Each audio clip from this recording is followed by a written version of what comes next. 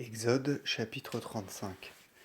Moïse ensuite rassembla toute la synagogue d'Israël, et il dit, Voici les commandements que le Seigneur veut que vous observiez.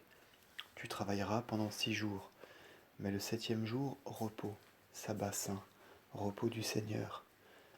Périsse quiconque fera œuvre en ce jour. N'allumez point de feu en vos demeures le jour du sabbat, je suis le Seigneur.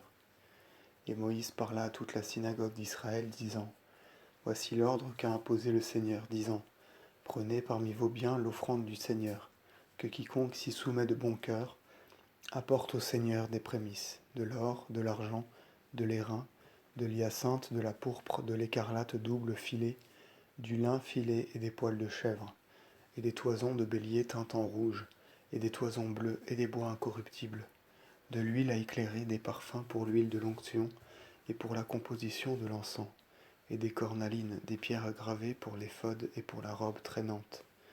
Qu'ensuite tout homme sage parmi vous vienne et façonne tout ce que le Seigneur a prescrit. Le tabernacle avec les attaches, les voiles, les agrafes, les leviers et les colonnes. L'arche du témoignage avec ce levier, son propitiatoire. Les voiles et les tentures du parvis avec ses colonnes. Les pierres d'émeraude, l'encens et l'huile de l'onction. La table et tous ses accessoires. Le chandelier et tous ses accessoires. L'autel et tous ses accessoires. Les vêtements saints du prêtre Aaron, et les vêtements sacerdotaux, les tuniques sacerdotales de ses fils, l'huile de l'onction et l'encens composé. Et la synagogue entière des fils d'Israël s'éloigna de Moïse.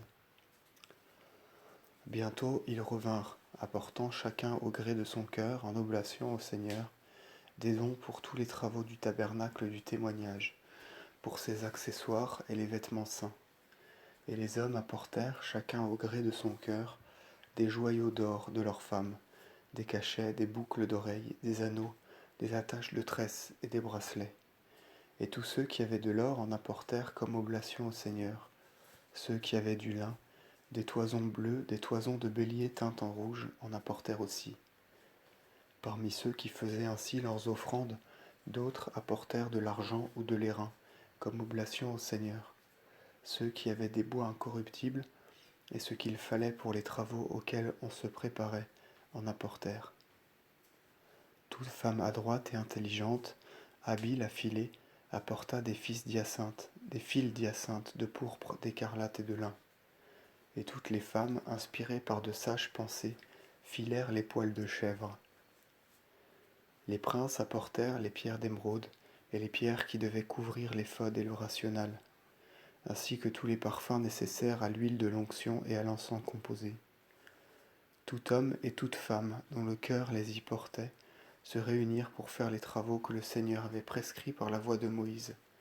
Les fils d'Israël apportèrent ainsi leurs oblations au Seigneur.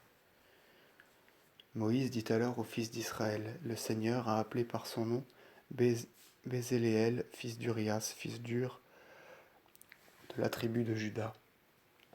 Et il l'a rempli d'un divin esprit de sagesse, d'intelligence et de science en toutes choses, pour qu'il dirige tous les travaux de construction, et qu'il façonne l'or, l'argent et l'airain, pour qu'il taille les pierres, pour qu'il mette en œuvre les bois, pour qu'il fasse tous les ouvrages de sagesse.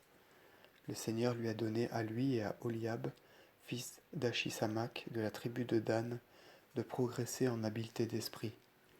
Il a rempli l'un et l'autre de sagesse, d'intelligence, d'esprit, pour qu'ils sachent faire tous les ouvrages du sanctuaire, les tissus et les broderies, pour qu'ils tissent l'écarlate et le lin, pour qu'ils achèvent toute œuvre d'art et de broderie,